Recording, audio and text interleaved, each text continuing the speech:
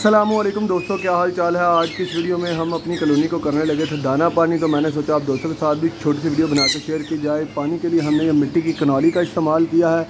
इसको हम धोएंगे जो है साफ़ पानी से, और ये बोतल जो है इसमें कैल्शियम विटामिन का पानी हमने बनाया हुआ है, और ये पानी तकरीबन हम हफ्ते में 3 दिन इन्हें यूज़ कराएंगे ताकि बर्ड जितने भी इस कॉलोनी में छोड़े हुए हैं वो अपने आप को प्रिपेयर कर लें, और ब्रीडिंग सीज़न आने से पहले उनमें अगर किसी तरह की कोई भी कमी है तो वो पूरी हो जाए। तो ये थी एक छोटी सी वीडियो। अभी आप दोस्तों के साथ ये पानी पियेंगे तब भी शेयर करूँगा।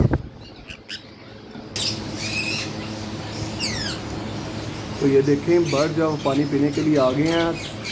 तकरीबन तमाम बर्ड जो हैं वो साफ़ पानी पीने के शौकीन होते हैं, और ये सुल्तान भाई जब भी कॉलोनी के अंदर आते हैं तो सारे बर्ड इनके ऊपर चढ़ जाते हैं। और ये देखें, ये देखें दोस्तों, आपको ये कॉलोनी कैसी लगी कमेंट सेक्शन में हमें ज़रूर बताइएगा।